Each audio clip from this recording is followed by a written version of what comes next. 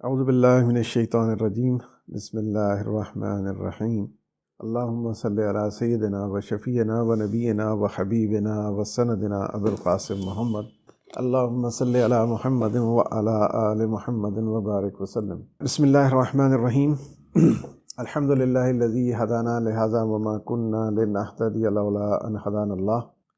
تو آج کا جو ہم نے موضوع چنا ہے وہ قرآن ہی ہے، کیونکہ ہم قرآن کے تعلق سے ہم لوگ ڈسکس کر چکے ہیں، اور ایک کلاس قرآن کے تعلق سے مہجوریت قرآن کے تعلق سے ہم لوگوں نے کی ہے۔ تو میرے ذہن میں یہ بات آئی کہ قرآن کے ذیل میں ہم گفتگو کو مکمل کریں، جتنے بھی زاویے ہیں، جتنے بھی اس قرآن کے متعلق پرسیپشنس ہیں، ان کو ایک سیریز میں ایک تواتر کے ساتھ ہم ڈسکس کریں تو زیادہ فائدہ ہونے کی امید ہے۔ تو ہم نے مہجوریت قرآن کے تعلق سے بات کی کہ مہجوریت قرآن کا مطلب کیا ہے، اس کی امپورٹنس کیا ہے۔ رب اشرح لی صدری ویسر لی امری واحلل عقدۃ من لسانی یفقہوا قولی۔ فلسفہ نزول قرآن عام طور سے یہ کلیئر نہیں ہوتا، اور بہت زیادہ نقصان ہے اس کے کلیئر نہ ہونے کا۔ اس کو اتنی سرسری نگاہ سے ہمیں بتایا جاتا ہے، یا یوں کہیے کہ اتنا کم ہمیں اس کے تعلق سے ایکنالج کیا جاتا ہے کہ اس کا ایک عجیب سا ویگ، بہت ہی مبہم سا ایک تصور ہمارے ذہن میں رہتا ہے کہ فلسفہ قرآن نازل ہوا نبی کریم صلی اللہ تعالی وسلم کے اوپر۔ لیکن اس کو تھوڑا ڈیٹیل میں سمجھنے کی ضرورت ہے۔ تو نزول قرآن بیسیکلی اس کے تین کہنا چاہیے دور ہیں، فیزز ہیں، ٹھیک ہے۔ نزول قرآن کی تین حیثیتیں ہیں، یوں سمجھیے آسان زبان میں۔ تین طرح کا نزول قرآن ہے، دو مخصوص ہیں، پرٹیکولر ہیں، بہت اسپیسیفک ہے، اور تیسرا نزول عمومی ہے، یعنی جنرل ہے۔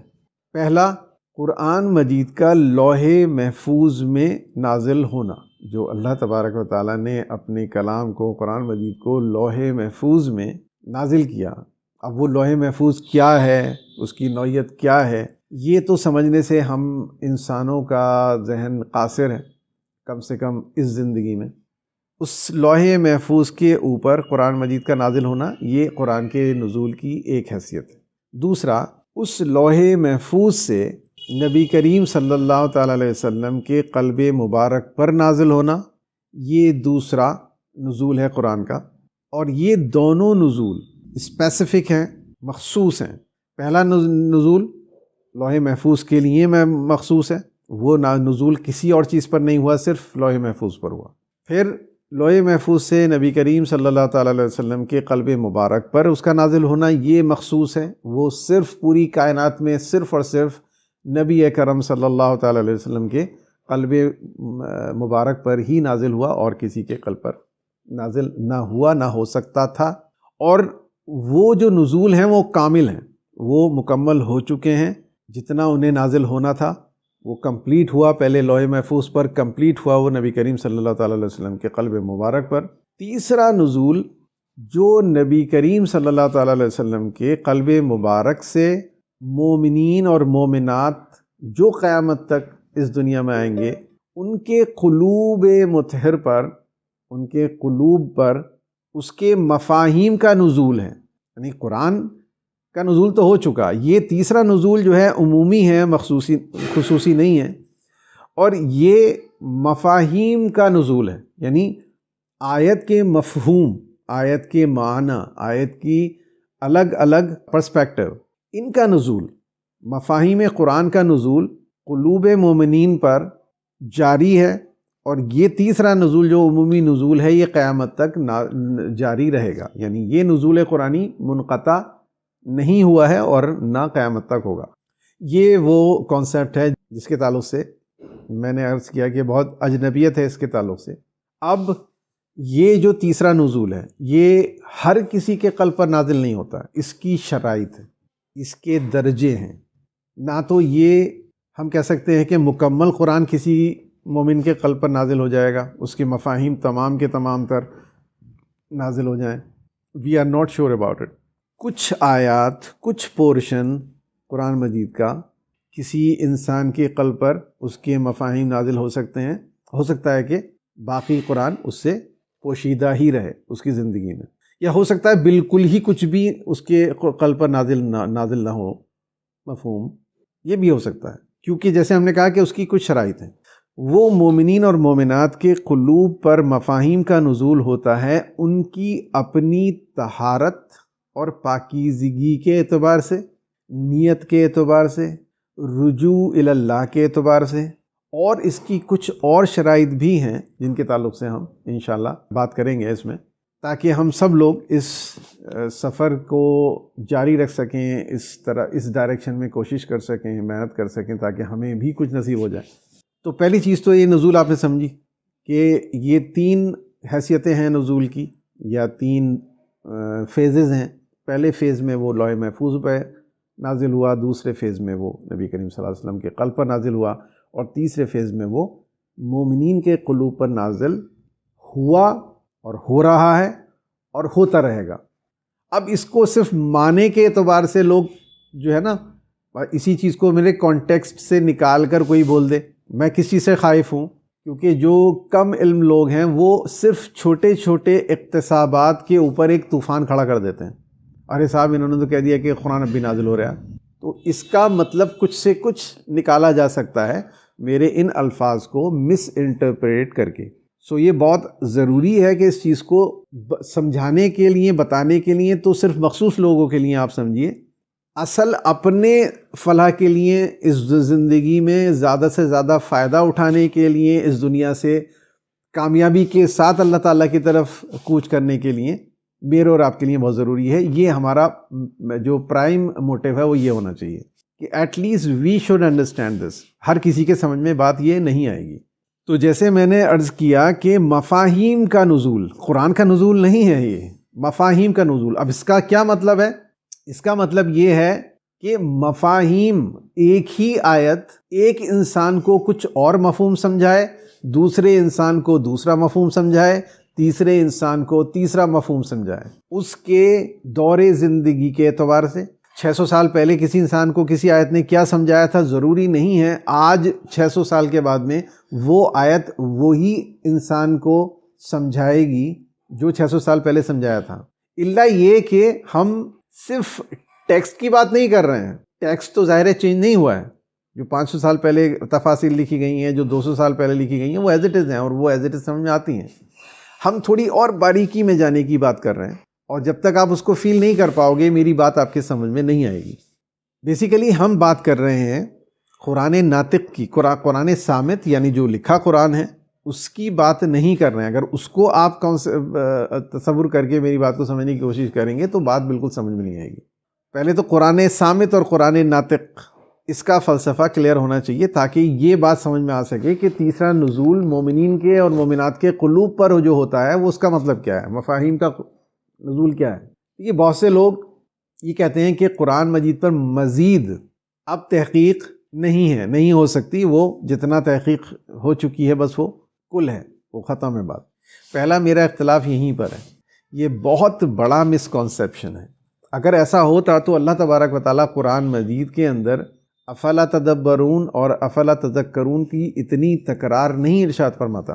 سوچتے کیوں نہیں، سمجھتے کیوں نہیں؟ جب یہ سمجھنے کی اب ضرورت ہی نہیں ہے، جتنا سمجھنا تھا لوگوں نے سمجھ لیا 500 سال پہلے، 200 سال پہلے، 300 سال پہلے۔ اب تو بس ہمیں سیدھا جو انہوں نے سمجھا ہے اسی کو پڑھنا ہے، تو پھر ان آیات کا کوئی مطلب نہیں ہے، پھر ہم کیوں غور کریں گے؟ لیکن اللہ تبارک و تعالیٰ نہیں کہہ رہا ہے کہ یہ خطاب میرا صرف ان سے ہے جو اصحاب رسول ہیں، ان سے ہے جو تابعین ہیں، ان سے ہے جو تبع تابعین ہیں یا صالحین ہیں۔ اللہ تعالیٰ ان جنرل کہہ رہا ہے افلا تدبرون، why don't you ponder over that? یا اللہ ہمیں ان لوگوں نے روک رکھا ہے جو اپنے آپ کو علم کا ٹھیکیدار، دین کا ٹھیکیدار بنائے بیٹھے ہیں۔ یہ لوگ ہمیں روک رہے ہیں کہ مت سوچو، جو سوچنا تھا سوچ لیا، جو تدبر کرنا تھا کر لیا، تم کیوں تدبر کر رہے ہو؟ ہم آخرت میں شکایت کر سکتے ہیں، بہرحال نقصان تو ہمارا ہی ہے۔ تو ہم کسی بھی ایسے کانسیپٹ کو، ایسے پرسیپشن کو جو ہمیں ہی ایرر سم لگ رہا ہے، ہم اس کو مان کر ہم اپنی زندگی میں کوئی بہت بڑا نقصان نہیں اٹھانے کے لیے تیار ہیں۔ جو اٹھانے کے لیے تیار ہو وہ ہوا کرے، کم سے کم میں نہیں ہوں، اور میں اس لیے آپ سے بات کر رہا ہوں کہ میں نہیں چاہتا کہ آپ بھی یہ نقصان اٹھاؤ۔ تو قرآن ناطق اور قرآن صامت، اگر کسی نے فنڈامنٹل کانسیپشن کی میری کلاسز سمجھی ہیں تو میری یہ بات اس کے سمجھ میں آ رہی ہوگی، اور اگر آپ میں سے خدا نخواستہ کوئی ایسا ہے کہ جس نے یہ کلاس نہیں کی ہے فنڈامنٹلز میں، تو پھر یہ گفتگو اس کے بہت زیادہ کام کی نہیں ہے، اس کے بہت زیادہ سمجھ میں نہیں آنے والی ہے جو ہم آگے کرنے والے ہیں۔ قرآن مجید کا معجزہ ہی سمجھ میں نہیں آئے گا اگر اس پرسیپشن کو، جس پرسیپشن کی ہم بات کر رہے ہیں کہ وہ قلوب مومنین اور مومنات پر قیامت تک اس کے مفاہیم نازل ہوتے رہیں گے، یہ نہیں اگر آپ نے سمجھا، یہ نہیں ایکسیپٹ کیا آپ کے ذہن نے، تو پھر معجزہ قرآن پھر آپ کے سمجھ میں نہیں آئے گا۔ معجزہ قرآن کسی بھی ایسے انسان کے سمجھ میں نہیں آئے گا جو اس بات کو ایکسیپٹ نہ کرے۔ میں پوچھوں گا اس سے کہ پھر کیا معجزہ ہے قرآن کا، بتاؤ۔ اللہ تبارک و تعالیٰ نے قرآن کو معجزہ قرار دیا ہے رسول اکرم صلی اللہ تعالیٰ علیہ وسلم کی امت کے لیے، کیا معجزہ ہے پھر؟ کون سی چیز ایسی ہے؟ معجزہ تو کہتے ہی اسے ہیں نا جو اس مادی دنیا میں اس کے قوانین کے تحت پاسبل نہ ہو، کچھ ما فوق الفطرت جو اس کائنات میں کار فرما قوانین سے مختلف ہو، اسی کو تو معجزہ کہتے ہیں۔ تو معجزے کا مطلب کیا ہے؟ کوئی ایسی ما فوق الفطرت شے جو انسانی عقل میں نہیں آتی، کیسے ہو رہی ہے۔ اب معجزے کی تعریف تو یہ ہے، اور قرآن ایک معجزہ ہے۔ پھر میرا کویسچن یہ ہے ان لوگوں سے جو قرآن مجید کے معجزے کو کلیئر نہیں کر پاتے، کنوے نہیں کر پاتے۔ ایک عام انسان کا ایک سوال ہے، دراصل معجزہ قرآن ہی یہ ہے کہ دنیا کی کوئی بھی کتاب جو اللہ تبارک و تعالیٰ کی نازل کردہ نہ ہو، اس کے اندر یہ صفت نہیں ہو سکتی کہ وہ ہر زمانے میں اپنے مطالب اور اپنے مفاہیم کو بدل دے۔ اس لیے قرآن مجید کو زندہ کتاب کہا جاتا ہے کہ اس کے اندر اپنے آپ کو زمانے کے اعتبار سے تبدیل کرنے کی صلاحیت رکھی اللہ تبارک و تعالیٰ نے۔ یہ جیسا زمانہ ہوتا ہے اس کے اعتبار سے اپنے مفاہیم کو بدل دیتی ہے۔ یہی تو معجزہ ہے اس کا۔ 500 سال پہلے، 600 سال پہلے جو مسائل تھے اس کے اعتبار سے وہ مفاہیم دیتی تھی ان لوگوں کو۔ 200 سال پہلے جو لوگ تھے ان کے لیے ان کے ماحول کے اعتبار سے، ان کی ضروریات کے اعتبار سے ان کے مفاہیم کنوے کرتی تھی۔ آج کے زمانے میں آج کے ماحول کے اعتبار سے آج کے انسان کو کنوے کرے گی اپنے مفاہیم۔ اب سے 200 سال بعد، واللہ عالم کب قیامت آنے والی ہے، آئی ڈونٹ نو، جب تک قیامت آئے گی یہ اپنے مفاہیم بدلتی رہے گی۔ That's why this is called a living book. یہ زندہ کتاب اسی لیے کہلائی جاتی ہے۔ اللہ تعالیٰ نے اس کو زندہ کتاب کہا ہے تو اس کا مطلب کیا ہے؟ احادیث میں اگر نبی کریم صلی اللہ علیہ وسلم نے اس کو زندہ کتاب کہا ہے تو اس کا مطلب کیا ہے؟ یہی معجزہ۔ یہ معجزہ کسی اور کتاب میں نہیں، پاسبل نہیں ہے۔ اب سوال یہ ہے کہ کیا یہ جو اپنے مفاہیم ماحول اور زمانے کے اعتبار سے تبدیل کر کے انسان کے ذہن و قلب کے اوپر منکشف کرے گی، کیا ہر انسان کے ساتھ ایسا ہوگا؟ انفارچونیٹلی نہیں، ہر انسان کے ساتھ نہیں ہوگا۔ یہ بہت بہت زیادہ سخت کاوش والا کام ہے، یہ بہت بڑی آزمائش ہے ہر انسان کی۔ اگر وہ اس کتاب زندہ سے ہدایت لینا چاہتا ہے، اس کے معجزے کو دیکھنا چاہتا ہے، تو اس کو پاپڑ بیلنے پڑیں گے، لوہے کی چنے چبانے پڑیں گے، ورنہ 200 سال، 150 سال، 50 سال پیچھے کے جو لوگ تھے جو ان کے سمجھ میں آیا بس وہی پڑھتے رہیے، وہی سمجھتے رہیے۔ کچھ بھی معجزاتی طور پر آپ کو نہیں سمجھانے والی یہ کتاب، کیونکہ اس کی شرائط میں اور آپ پورا نہیں کر رہے۔ وہ بالکل سیٹ شرائط ہیں، اللہ تبارک و تعالیٰ نے ہر چیز کے جیسے قوانین مقرر کر رکھے ہیں، ایسے ہی اس بات کے قوانین مقرر کر رکھے ہیں کہ قرآن ناطق کس وقت اپنے راز کھولنا شروع کرے گا، کب وہ باتیں سمجھ میں آئیں گی جو آپ ہی کے لیے ہیں، کب وہ قرآن اپنا معجزہ آپ کے قلب کے اوپر ظاہر کرے گا، کب آپ اس بات کو صحیح معنی میں سمجھ پاؤ گے کہ قرآن معجزہ اس طرح سے ہے۔ تو اس کے لیے شرائط، اب وہ شرائط جو ہیں وہ کیا ہیں؟ سب سے پہلی شرط نیت، ارادہ۔ میرا ارادہ ہی نہیں ہے قرآن ناطق سے سمجھنے کا، قرآن کو گہرائی میں جا کے سمجھنے کا، اس کے اندر وہ ہیرے جواہرات اور موتی ڈھونڈنے کا جو اس کے اندر پوشیدہ کر رکھے ہیں اللہ تبارک و تعالیٰ نے، اور ہمارے اور آپ کے لیے یہ ٹاسک رکھا ہے، you will have to find them before dying. اگر میرا یہ نیت ہی نہیں ہے، میں نہیں چاہتا، میرا سمپل کانسیپٹ ہے کہ مجھے کچھ نہیں سمجھنا، مجھے عربی ٹیکسٹ پڑھنی ہے، مجھے ثواب ملے گا. پہلی ہی شرط میں ہم ناکام ہو گئے. اب قرآن ناطق کچھ نہیں بتائے گا، اب قرآن معجزہ نہیں دکھائے گا، کیونکہ معجزہ دیکھنے کے تو ہم طلبگار ہی نہیں ہیں. ہم تو اسی پہ مطمئن ہے کہ بس ہمیں ثواب مل جائے. ثواب بھی اتنا ویگ ڈیفائن کہ آج تک ہمیں یہی سمجھ میں نہیں آیا صحیح طریقے سے کہ ثواب کا اصل مطلب کیا ہوتا ہے. واٹ ڈو وی کال ثواب؟ لیکن دل مطمئن ہے بس ہوتا ہے کچھ ثواب، اور جو بھی وہ ثواب ہوتا ہے وہ مجھے بہت مل جائے گا اگر میں اس کے ٹیکسٹ کو پڑھ لوں گا 1 بار 2 بار 3 بار. اگر نیت یہ ہے تو پہلی ہی شرط میں آپ ڈسکوالیفائی ہو گئے. اگر میری نیت اس سے کچھ بڑھ کر بھی ہے کہ بھئی نہیں، تو قرآن مجید کی عربی ٹیکسٹ کو پڑھنے سے تو بات نہیں بنے گی، میں ترجمہ پڑھوں گا، تفسیر پڑھوں گا، جو فلاں حضرت نے لکھ دیا ہے، جو فلاں حضرت نے لکھ دیا ہے، اور وہ بڑی شاندار تفسیر لکھی ہے انہوں نے تو ہر چیز کو ایسے کھول کے رکھ دیا ہے. I am satisfied with that. I am not seeking any kind of miracle. میں کسی معجزے کے لیے ابھی بھی خواہش مند نہیں ہوں. مجھے یہ فلسفہ ہی سمجھ میں نہیں آتا کہ قرآن مجید کا معجزہ کچھ اس طرح سے بھی ہو سکتا ہے. I don't understand. نہیں دکھے گا معجزہ. پہلی شرط ہے کہ مجھے دل کے اندر یہ خواہش ہو کہ یہ جو تیسری قسم کا نزول ہے قرآن کا، مفاہیم کا نزول، یا رب میرے مالک، میرے خالق، میرے قلب پر بھی اس کو نازل فرما، مجھے اس قابل بنا دے کہ میرے قلب کے اس کے مفاہیم الہام ہونے شروع ہو جائیں، نازل ہونے شروع ہو جائیں. جب تک یہ نیت نہیں ہوگی، میں اس لیے قرآن کھول کے نہیں بیٹھوں گا کہ کاش آج کچھ مجھے مل جائے نیا، کاش آج مجھے کچھ ایسی بات سمجھ میں آ جائے جس کے لیے قرآن اصل میں نازل ہوا ہے. تو یہ نیت، یہ خواہش سب سے پہلی شرط ہے. آخری شرط نہیں ہے. کھیل بہت ٹف ہے. پہلی چیز ہے میں کھیلنے کے لیے تیار ہوں یا نہیں ہوں. میں ولنگ بھی ہوں اس کھیل میں، اس گیم میں جانے کے لیے. اگر ولنگ ہی نہیں ہو تو بات ہی ختم کرتے ہیں، آگے بات ہی نہیں ہوگی. لیکن کوئی انسان کہتا ہے نہیں میں تو ولنگ ہوں، تو پہلی شرط اس کی پوری ہو گئی. He is willing to find this miracle, to see this miracle. تو دوسری شرط ہے رجوع اللہ اور طلب توفیق، یعنی اللہ تبارک و تعالیٰ سے میں انتہائی رجوع کروں، کثرت کے ساتھ کروں، اور اس دعا کے ساتھ کروں کہ یا رب مجھے توفیقات عطا فرما کہ میں قرآن ناطق کو نطق کروا سکوں. اے رب مجھے اس قابل بنا کہ میرے قلب پر اس کے مفاہیم نازل ہونے لگیں، کیونکہ اللہ تبارک و تعالیٰ کی توفیقات کے بغیر کچھ بھی ممکن نہیں ہے. تو پہلے نیت ہوگی تبھی انسان تو اللہ تعالیٰ سے دعا بھی کرے گا. نیت ہی نہیں ہوگی تو کیوں دعا کرے گا؟ تو پہلی شرط نیت اس لیے ہے کیونکہ وہ ضروری ہے اللہ تعالیٰ سے التجا کے لیے، اللہ تعالیٰ سے رجوع کے لیے، اس سے توفیقات طلب کرنے کے لیے. وہ دوسری شرط ہوگی. اس کے بعد تیسری شرط طہارت قلب. خالی اللہ تبارک و تعالیٰ سے التجا کافی نہیں ہے. اللہ تبارک و تعالیٰ کہتا ہے کہ پہلے اپنے قلب کو اس قابل بناؤ، تب یہ دعا قبول ہوگی. اپنے قلب کو پاک کرو. کس چیز سے پاک کرو؟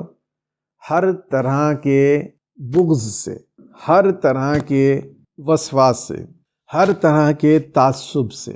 کسی کے لیے بغض نہ ہو، کسی کے لیے کینہ نہ ہو، کسی کے لیے کوئی تعصب نہ ہو، کسی کے اوپر ظلم نہ ہو. حالانکہ وہ تو دوسری کیٹیگری میں آتا ہے.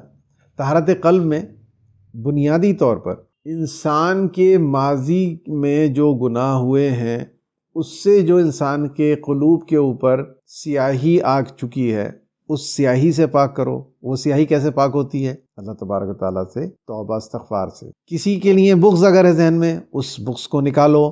کسی کے لیے اگر کینہ ہے، نفرت ہے، اس کو معاف کرو. بھلے ہی اس نے آپ کے ساتھ کتنی بھی زیادتی کی ہو، اس کو اس لیے فارگیو کرو کہ اللہ تبارک و تعالیٰ سے میں کچھ اتنا بڑا چاہتا ہوں کہ وہ مل جائے. تو یہ کوئی معنی نہیں رکھتی چیزیں، یہ چھوٹی چھوٹے اختلافات، یہ چھوٹی چھوٹی ناراضیاں کہ اس نے مجھے اپنی شادی میں نہیں بلایا، اس نے مجھے فلاں جگہ میرے ذلیل کر دیا، مجھے میری فلاں جگہ انسلٹ کر دی. یہ اتنی حقیر چیزیں ہو جاتی ہیں پھر، کیونکہ وہ اتنا بڑا ٹارگیٹ میرے سامنے آتا ہے. تو پھر میں اللہ تعالیٰ کی خاطر، اس بڑی نعمت کو حاصل کرنے کی خاطر ان تمام چیزوں کو اپنے دل سے نکال باہر پھینکوں.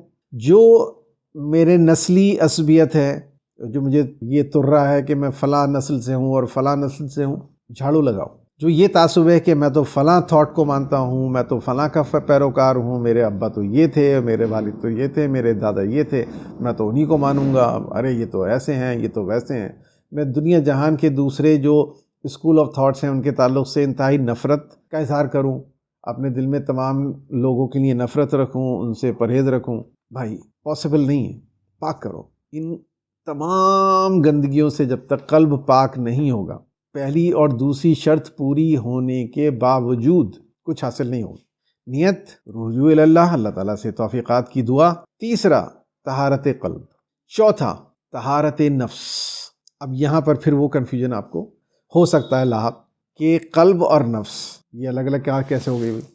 نفس کی طہارت کا مطلب یہ ہے کہ مجھ سے گناہ نہ ہو، میرے دل میں کسی کے لیے نفرت نہیں ہے، چلے گا، چلیے ہو گیا، میں نے کر لیا، نفرت نہیں ہے میرے دل میں کسی کے لیے، میں تعصب سے بھی پاک ہو گیا، میں کسی فرقے کو برا نہیں کہتا، میں کسی کو برا نہیں سمجھتا، اپنے آپ کو اس قابل میں نے بنا لیا، لیکن جھوٹ اب بھی بول رہا ہوں، میں اس کے لیے بہت زیادہ محتاط نہیں ہوں، اور مختلف طرح کے گناہ ہیں جو مجھ سے سرزد ہو رہے ہیں، جن کے تعلق سے ہر انسان کو سمجھ ہے کہاں کون گڑبڑ کر رہا ہے۔ رشتوں میں ناانصافی کر رہا ہوں، اپنی اولاد کے ساتھ ناانصافی کر رہا ہوں، اپنے والدین کے ساتھ مس بیہیو کر رہا ہوں، ہو سکتا ہے یہ گچی ہمیں شیطان دے دے، ہم بس قلب کی طرف ہی متوجہ رہیں اور ہمارے نفس سے بے پناہ بے شمار گناہ سرزد ہوتے رہیں، تو بھی وہ تمام پیچھے والی تینوں شرائط بے معنی ہیں، ان کے ہونے کے باوجود یہ بڑی نعمت عطا نہیں کی جا سکتی کسی انسان کو۔ تو طہارت قلب کے ساتھ طہارت نفس بھی، میں گناہوں سے اپنے آپ کو پاک کرنے کی کوشش کروں۔ اب ایسا نہیں ہے کہ کوئی انسان یہ کہے کہ صاحب بالکل جب ایسا ہو جائے گا کہ انسان سے کوئی گناہ ہی نہیں ہو رہا تو اس کا مطلب ہے کہ وہ اس کا نفس پاک ہو گیا، نہیں، کوئی انسان بھی ایسا نہیں ہے کہ جو یہ کلیم کر سکے یا جو یہ کہہ سکے۔ بھلے ہی ہو سکتا ہے کہ اللہ تعالیٰ اپنے کرم سے، اپنے رحم سے، اس کی دعاؤں سے، اس کی کوششوں سے اس کو اس درجے پر فائز بھی کر دے کہ اس سے کوئی غلطی نہ ہو، لیکن وہ پھر بھی کلیم نہیں کر سکتا، because that is so delicate کہ خدا نخواستہ انسان نے اگر سوچ لیا اپنے لیے ایک سیکنڈ کے لیے بھی کہ میں اب اتنا متقی ہو گیا ہوں کہ مجھ سے اب کوئی گناہ نہیں ہوتا، یہی سب سے بڑا فالٹ ہو جائے گا اس کی زندگی کا، سارا دھڑام سے نیچے گرے گا کہ وہ۔ تو ایسا پاسبل بھی بہت مشکل سے ہوتا ہے کہ کوئی انسان غلطی ہی نہ کرے۔ پھر گناہوں سے پاکیزگی کا مطلب کیا ہے؟ یعنی جو کبائر ہیں، جو بڑے بڑے گناہ ہیں، حقوق العباد ہے، ظلم ہے، جھوٹ ہے، زنا ہے، ان کبائر سے کم انسان اپنے آپ کو بچانے کی کوشش کرے، کیونکہ اللہ تبارک و تعالیٰ نے اسی قرآن میں یہ بھی ارشاد فرمایا ہے کہ اگر تم نے کبائر سے، بڑے گناہوں سے اپنے آپ کو محفوظ رکھ لیا تو میں تمہارے چھوٹے گناہ معاف کر دوں گا، کیونکہ وہ غفور و رحیم ہے۔ اس کی شان کریمی اور شان رحیمی کا ہم اندازہ ہی نہیں لگا سکتے۔ تو اس نے ہمیں پہلے سرٹیفائی کر دیا ہے کہ اگر تمہارے اکاؤنٹ میں کبائر نہیں ہوئے، بڑے بڑے گناہ نہیں ہوئے، تو پھر میں تمہارے چھوٹے گناہ معاف کر دوں گا۔ تو نفس، طہارت نفس کا مطلب یہ ہے کہ میں اپنے وجود کے اندر ایمانداری کے ساتھ انٹروسپیکشن کروں کہ کہیں میرے اپنے وجود کے اندر کوئی بہت واضح بڑا گناہ تو نہیں ہے۔ حالانکہ یہ بہت ہی مثبت بات ہے کہ انسان اپنے چھوٹے گناہوں کو بھی بڑا گناہ تصور کرے تو اس کے بچنے کے چانسز تو بہت ہی کمی ہو جاتے ہیں پھر۔ لیکن جو جگ ظاہر گناہ ہیں، جو بہت ہر انسان مانتا ہے کہ بڑے گناہ ہیں، اس کے تعلق سے میں اپنے آپ کو حتی الامکان بچانے کی کوشش کروں۔ اگر میں نے اپنے میجورٹی آف فالٹس کو اپنے آپ سے دور کر دیا، جو بڑے بڑے فالٹس ہیں ان سے اپنے آپ کو پاک کر لیا، چھوٹے موٹے اللہ ماشاءاللہ مجھے کہیں غلطی ہو بھی جاتی ہے، تو وہ نفس، طہارت نفس کا مطلب یہ ہے۔ تو طہارت نفس مستقل، اچھا یہ کنٹینوس چلنے والی چیز ہے، یہ ایسا نہیں ہے ایک بار آپ نے کر لیا اور آپ بے فکر ہو گئے، میں نے ایک بار کر لیا میں بے فکر ہو گیا، نہیں، یہ جب تک میں زندہ ہوں تب تک مجھے continuously every day I should try to be safe, اپنے نفس کو پاک رکھوں، کہیں ایسا نہ ہو کہ میں اپنے کسی گناہ کو چھوڑنے کا ارادہ کیا اور میں نے کافی محنت بھی کی اور مجھے لگا کہ میں نے چھوڑ بھی دیا ہے، اور ہو سکتا ہے میں نے چھوڑ بھی دیا ہو، لیکن کسی بزرگ نے کہا ہے کہ گناہ ایک پیڑ کی مانند ہوتے ہیں کہ جن کو اگر آپ نے کاٹ بھی دیا اور اس کی اگر جڑیں رہ گئیں، گناہوں کی جڑیں ہو جاتی ہیں، انسان کے وجود میں جڑیں پیوست ہو جاتی ہیں۔ اگر ہم نے بہت توجہ کی، ہم نے کاٹ دیا اور پھر ہم نے توجہ ہٹا لی، تو ہو سکتا ہے کہ توجہ ہٹانے کی وجہ سے، لاپرواہی کی وجہ سے جو اس کی جڑیں تھوڑی بہت میرے وجود میں رہ گئی تھیں، ان کے اوپر پھر سے نئے پتے آنے شروع ہو جائیں اور وہ درخت پھر سے بننا شروع ہو جائے۔ So I need not to be tension free about that. Continuously مجھے یہ دھیان رکھنا ہے کہ کس گناہ سے میں نے پیچھا چھڑایا اپنے آپ کا، اور پھر مجھے اس گناہ کو دوبارہ سے اپنے وجود میں آنے نہیں دینا ہے. I need to be very very conscious about it. دن رات مجھے چوکنا رہنا پڑے گا اپنے وجود کو دیکھتے ہوئے، اور یہ بھی کوئی آسان کام نہیں ہے، آپ سب جانتے ہو. اپنے وجود کے لیے ایمانداری، اپنے وجود کے لیے اس قدر ایمانداری کہ میں ایسے اپنے عیبوں کو اور گناہوں کو دیکھ لوں جیسے میں دوسرے کے گناہوں کو دیکھتا ہوں. That is very difficult task. اس لیے میں نے عرض کیا کہ لوہے کے چنے چبانے کے مترادف ہے. ابھی ہم 3-4 شرائط پر آئے ہیں، and no doubt these are the most difficult conditions. یہ شروع کی کنڈیشن سے زیادہ ٹف ہے بھی نہیں.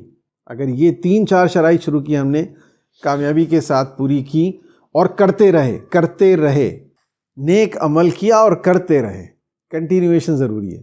تو چوتھی شرط پوری کرتے ہوئے اور توجہ رکھتے ہوئے کہ یہ 4 شرائط میں نے پوری کری ہیں، یہ کنٹینیوٹی میں چل رہی ہیں نہیں چل رہی ہیں، میں لے کے چلوں. اس کے بعد 5ویں شرط ہے خلوت. قرآن معجزہ بھیڑ میں نہیں دکھاتا، ہمیشہ یاد رکھیے گا اس بات کو.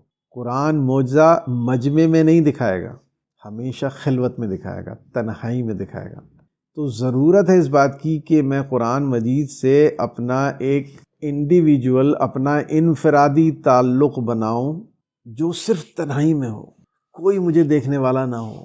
دن کے 24 گھنٹے میں کوئی ایسے لمحات ہوں کہ میں ہوں اور قرآن ہو، بس کوئی شاہد بھی نہ ہو.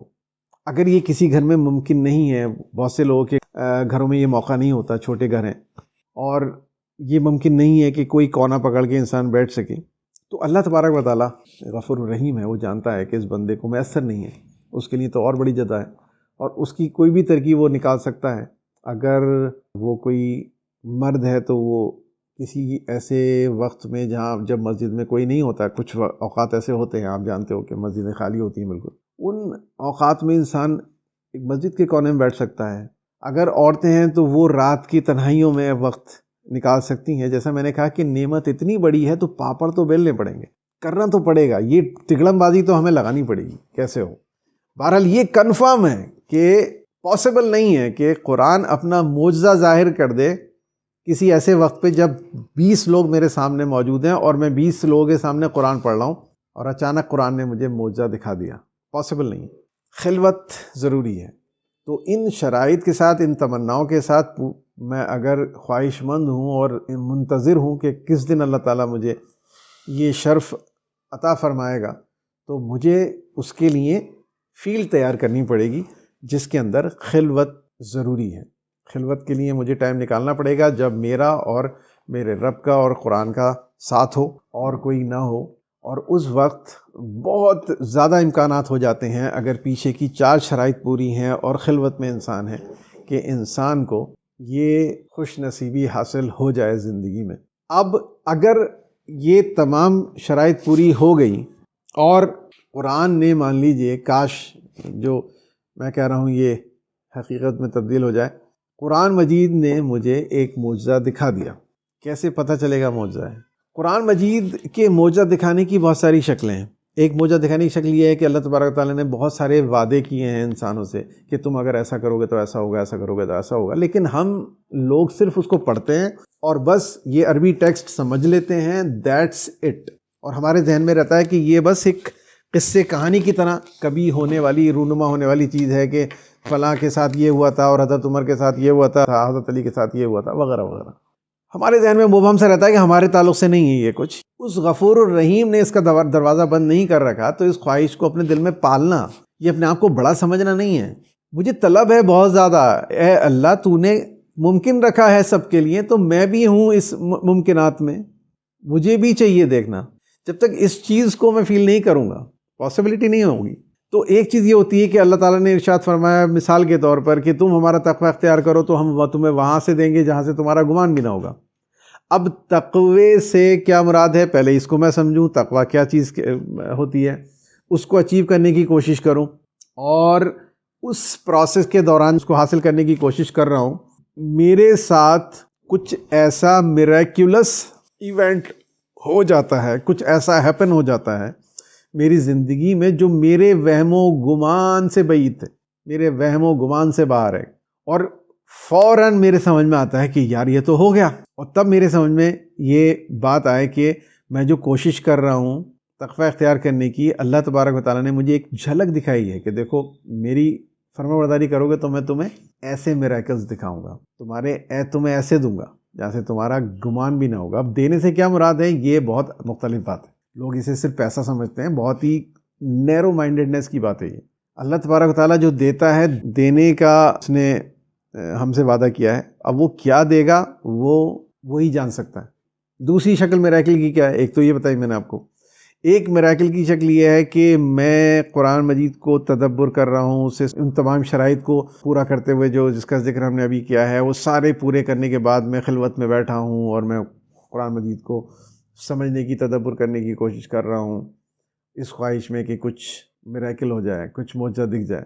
اچانک کسی آیت پر جا کر میری ہچکی بن جاتی ہے، میرے گوز بمز آ جاتے ہیں، اور کچھ ایسی عجیب و غریب تفہیم اس کی سمجھ میں آتی ہے میرے ذہن میں، جو نہ تو ٹیکسٹ میں لکھی ہوئی ہے اور نہ ہی وہ جو ٹیکسٹ میں لکھی ہوئی ہے اس سے متصادم ہے۔ یعنی ایسا نہیں ہے اس کی جسٹ الٹی بات سمجھ میں آ گئی، نہیں، وہ بات جو ٹیکسٹ میں لکھی ہوئی ہے عام زبان میں، وہ ڈیپتھ میں سمجھ میں آ گئی، وہ بہت گہرائی میں سمجھ میں آ گئی، جو مجھے لگا کہ واؤ، میں تو اس کو اتنی چھوٹی سی چیز سمجھ رہا تھا، او مائی گاڈ۔ اور اس کے ساتھ میرا حالت یہ ہو کہ میں کب کبھی ایک لرزہ طاری ہو جائے میرے جسم کے اوپر، اور میری آنکھوں سے پانی بہنا شروع ہو جائے اور میں سمجھ نہ پاؤں یہ ہو کیا رہا ہے۔ That is so miraculous, how could it happen? تو سمجھ لیجئے قرآن نے کچھ دے دیا، قرآن نے آج معجزہ دکھا دیا، کچھ قلب پر نازل ہو گیا، کچھ قلب پہ الہام ہو گیا، کچھ تو ہے اسپیشل مل گیا۔ آج سجدے میں گر جائیے اس رب کریم کے لیے اور اس کا شکر ادا کریے کہ اس نے آپ کو وہ عطا کر دیا جو لاکھوں میں کسی کو حاصل ہوتا ہے یا ہزاروں میں کسی کو۔ زمانے کے اعتبار سے ایک زمانہ تھا جب سینکڑوں میں لوگوں کو حاصل ہوتا تھا، ایک زمانہ آیا جب ہزاروں میں لوگوں کو حاصل ہوتا تھا، اب نہیں معلوم اس کی اویلیبلٹی ہے وہ کتنی ریئر ہے، یہ تو خدا ہی جانتا ہوگا کہ آج کتنے فیصد لوگوں کو وہ نصیب ہو پاتا ہے۔ بہرحال ایک بہت بڑی نعمت ہے جو تصور سے باہر ہے، وہ آپ کو حاصل ہو گئی۔ کسی بہت بڑے ادارے، دنیا کے بڑے بڑے اداروں سے فارغ ہونے سے بدرجہ بڑی چیز ہے یہ کہ تنہائی میں قرآن ناطق آپ سے نطق کر دے۔ لوگوں کی زندگیاں کھپ جاتی ہیں، کتابوں کے اٹمبار لگ جاتے ہیں پڑھتے پڑھتے، یہ نصیب نہیں ہوتا۔ اب جب ایسا ہو گیا تو انسان کو اس کا ٹیسٹ اتنا دیوانہ کر دے گا، اتنا دیوانہ کر دے گا کہ اب وہ یہاں مطمئن نہیں ہوگا، اس کی پیاس اور بڑھ جائے گی، جتنی پیاس اس سے پہلے تھی اس سے کئی گنا ہو جائے گی اب پیاس، کیونکہ پہلے تو وہ ٹیسٹ ہی نہیں تھا اس کے پاس، اس نے بس ایک فلسفی سمجھی تھی، آج تو اس نے ٹیسٹ کر لیا۔ اب یہ چیز اس کی پیاس کو اور 3 گنا 4 گنا 10 گنا پتہ نہیں کتنے گنا بڑھا دے گی۔ اب وہ اللہ تعالیٰ سے التجا پہ التجا کرتا رہے گا، روتا رہے گا مختلف نمازوں میں کہ خاموشی سے تنہائی سے، اللہ تعالیٰ وہ جو چکھایا تھا تو نے اس دن، پھر چاہیے پھر چاہیے پھر چاہیے۔ اس کے لیے اصول، اس کے لیے بھی ایک قانون ہے۔ ایک تو جیسے میں نے آپ سے عرض کیا کہ قرآن مجید کبھی بھی مجمع میں موچا نہیں دکھائے گا، قرآن ناطق کبھی بھی بھیڑ کے اندر آپ سے مخاطب نہیں ہوگا۔ اس کا ایک جنرل سینس ہے، اور وہ جنرل سینس یہ ہے کہ کوئی بھی راز کی بات بھیڑ بھاڑ میں نہیں بتائی جاتی۔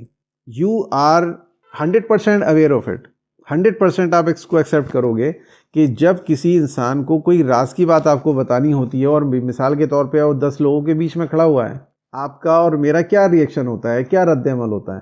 اگر مجھے بہت کوئی ٹاپ سیکریٹ اسے بتانا ہے، میں وہاں جاتا ہوں یا اس کا ہاتھ پکڑتا ہوں اور اسے کھینچتا ہوں، وہ کہتا ہے کیا چکر ہے، اور میں اس کو دور لے جاتا ہوں اس بھیڑ سے، اور ایک کونے میں جا کے اس کے کان میں بتاتا ہوں۔ ایک یہ عام جو راز کی باتیں ہم اور آپ کرتے ہیں، یہ ان کی کیفیت ہوتی ہے۔ تو قرآن مجید ایک راز کی بات آپ کو بھیڑ میں کیسے بتا دے؟